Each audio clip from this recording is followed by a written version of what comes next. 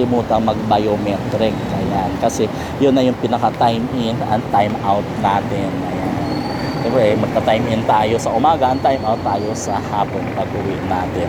Kaya wag natin kakalimutan, guys. At after natin nga mag-biometric, ang ginagawa natin is nagla-log in pa rin tayo at nagla-log out sa ating logbook. Kasi yan, may logbook tayo para just in case may supporting documents tayo at pwede natin. Kaya kung bago ka lamang sa aking YouTube channel, huwag mong kalimutang mag-subscribe at i-hit ang notification bell para updated sa lahat ng upcoming video. Hi, hello mga kabayan, good morning. Ayan, ito nga ngayong araw is Sabado ng magang umaga. No? Maglalakad na naman tayo para pumasok. Ayan. Dahil Sabado ngayon, may pasok tayo kasi shifting kami. Ayan. So, naglalakad na ako ngayon dahil sa bahay papunta sa may Kalintong na kung saan ako sasakay papuntang San Juan. So, yung nga, pinapanood nyo yung dati kong video. Naglalakad ako mula sa bahay ng 25 minutes from sa bahay hanggang sa isang sasakyan para makatipid yan, diba? Kailangan natin magtipid, kaya kailangan gawa natin ang paraan. Yan na mga kabayan. So, dahil maagang maaga, wala pang gaanong tao o mga sasakyan na nagala-gala ngayon o naglalakad ng mga tao. At lalo na ngayon is Saturday. Ayan. So walang mga pasok. Pero kasi kami, may pasok kami kasi 24 hours operation yung hospital. So, ayan. So nandito na nga ako ngayon sa ilalim ng tulay. Yan, tulay na pagitan ng Santa Mesa and Mandaluyong. Dito guys. So, kung nakita niyo may mga ilaw pa kasi nga maaga pa. Umalis ako ng bahay kanina is 5 o'clock in early morning. So, ayun. Pinaka-exercise na rin natin to guys. So, everyday ko tong ginagawa. Simula umaga at saka hapon. So, bali, umaga at saka hapon ako naglalakad. Pinaka-exercise natin. So, 25 minutes to 25 minutes din sa hapon. So, parang nag-exercise na rin tayo kasi nga, di ba, 30 minutes lang naman mandatory walking every day. So, tayo naman, sobra-sobra na nga. Diba? So, ngayon nga lang, siyempre, masakit. Minsan, maramdaman mo yung pagod or sakit ng ating mga binti dahil nga sa naglalakad tayo araw-araw. Ayan. At saka ito, lumiko na nga ako. Liliko na ako papunta dito sa kung saan ako nag-aabang ng jeep. Nandito na tayo ngayon sa Mandaluyong, sa Kalintong. Nag-shortcut ako. Dito ako lagi dumadaan sa shortcut papunta doon sa aking sinasakyan na jeep papuntang Agora San Juan Pure Gold. Ayan. Yung boses natin medyo iba-iba yung boses natin ngayon guys, gagawa nga ng may tayo, may sakit tayo, no.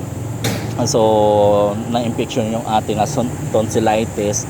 So nilalagnat, grabe yung lagnat ko nung Friday.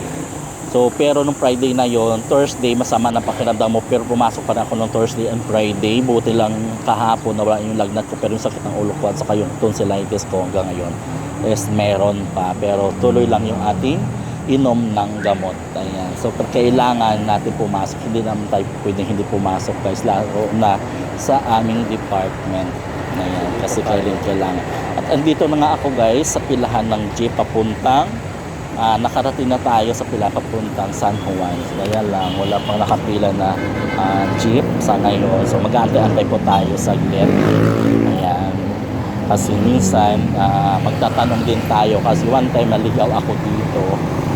Hindi na ako nagtanong kasi nga na ako noon nandun nakapila sila dito ako papunta sa San Juan. Yung may ibang pang nakapila doon guys, mas ibang ruta. Kaya one time nangyari sa akin na late ako kasi hindi naman totally na late, kumbaga parang 2 minutes na lang malilate na ako, pero nakabla ko kasi. So tawid na lang tayo guys sa kabila. Tawid San Juan, tayo kuya?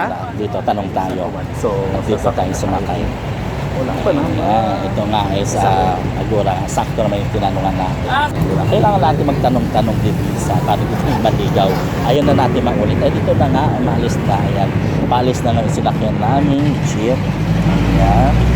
So, konti lang yung pasahero ngayon. Gawa nga ng Saturday, walang pasok. At napakaaga din kasi.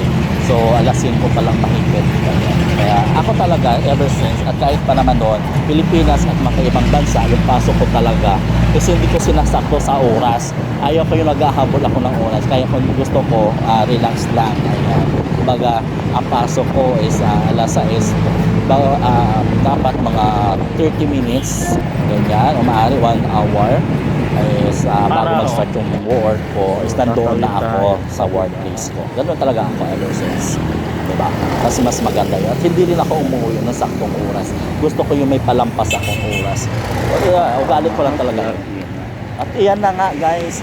No, napasapin po ito natin. Ito na nga, kababa na nga ako at pupunta na tayo sa login area. Kailangan na po natin pumasok. Huwag natin kalimutan mag-biometric. Ayan. Kasi yun na yung pinaka-time in and time out natin. Ayan.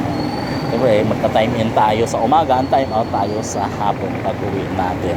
Kaya wag natin kakalimutan, guys. At after natin nga mag-biometric, ang ginagawa natin is nagla-log in pa rin tayo at nagla-log out sa ating logbook. Kasi yan, may logbook tayo para just in case may supporting documents tayo at pwede natin hanapin doon kung anong oras tayo nag-log in or nag-log out para sa ating mga DTR purposes. Ayan.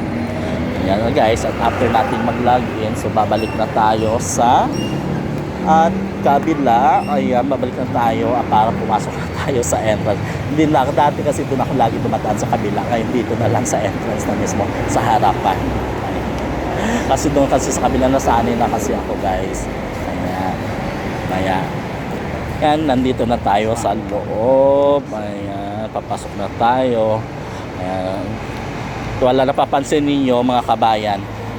Wala pang wala pang mga gaanong empleyado kasi napakaaga natin. At ganun talaga dito pag Sabado Linggo walang masyado. Maliban lang yung mga nurses talaga. At saka yung department na 24 hours operation. Ayan. Pero yung mga regular 8 to 5 wala po talaga. Kaya mapansin nyo walang gaanong empleyado. At nandito na nga ako sa loob ng office namin guys.